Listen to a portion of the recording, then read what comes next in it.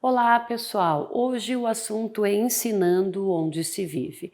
Então, quando um professor entra em uma sala de aula, ele deve estar aberto às indagações, curiosidades, discussões, perguntas dos alunos e às suas inibições. O educador ele deve ser crítico e dedicado à tarefa de ensinar e construir o conhecimento. O mundo, na era da informação, está totalmente globalizado. Essa globalização, por meio das questões que são globais, se concretiza em diversos lugares, em cada lugar em especial ou com diferentes formas de apresentação. Surge então a força do lugar, pois cada lugar ele tem a sua história, os seus homens e suas capacidades de se organizar e pensar alternativas para si. Essa, na verdade, é uma tarefa, é uma realidade muito tensa, né? Uma dinâmica acelerada que se está sendo recriada a cada momento, relação permanentemente estável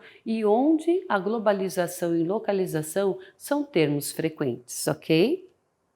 Ler o mundo a partir do lugar é, na verdade, um grande desafio. Como desenvolver, então, a curiosidade na criança para que ela possa avançar na sua leitura de mundo? Quanto mais a curiosidade espontânea se intensifica, cria rigor mais forte e enraizada, ela vai se tornando. Então, pessoal, a partir dos interesses da criança, podem-se aí desencadear diversas atividades para buscar e também para realizar o exercício da palavra e o esforço de ler o mundo, ok? E poderíamos aqui apontar também para o estudo de determinadas realidades que, se consideradas como uma situação geográfica, elas seriam, na verdade, desenvolvidas a partir do reconhecimento do lugar e pode ser da rua, ele pode ser da família, da casa, do bairro,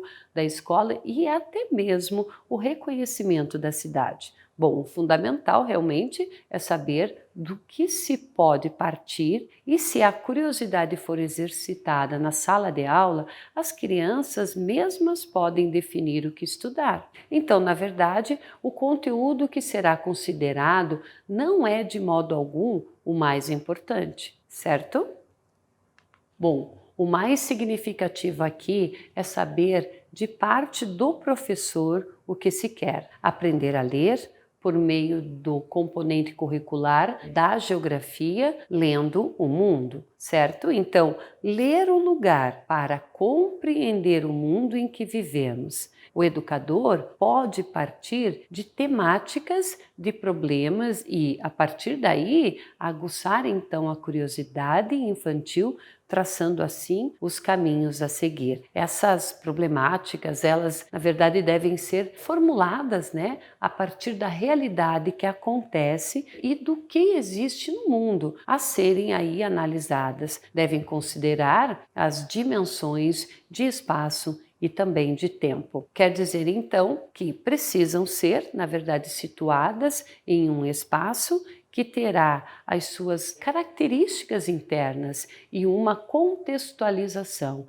as quais lhe darão marcas bastante específicas e precisam ainda ser situadas em um tempo, porque todas as ações dos homens são históricas e como tal, elas carregam aí as marcas do seu tempo, ok? Mas, pessoal, desenvolvendo habilidades geográficas, como que nós vamos prosseguir nesse desenvolvimento de habilidades? Partindo do princípio que as habilidades elas devem ser desenvolvidas, então, ao longo das atividades que vão sendo realizadas no ambiente escolar, antes, durante e depois das aulas. Algumas habilidades são gerais, que todo sujeito aí precisa, na verdade, desenvolver para viver em sociedade e basear a sua aprendizagem futura.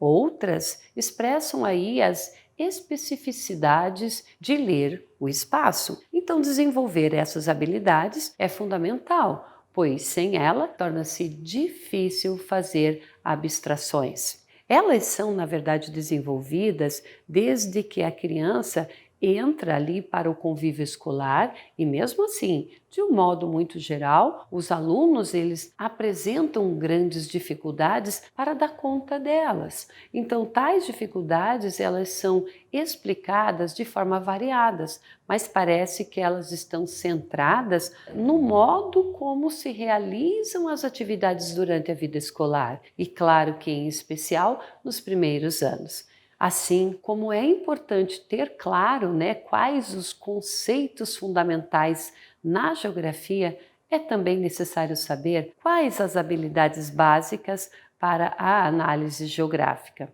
A respeito desse aspecto aqui, deve-se considerar que existe aí uma linguagem muito específica, que consideramos demandar uma alfabetização cartográfica, certo?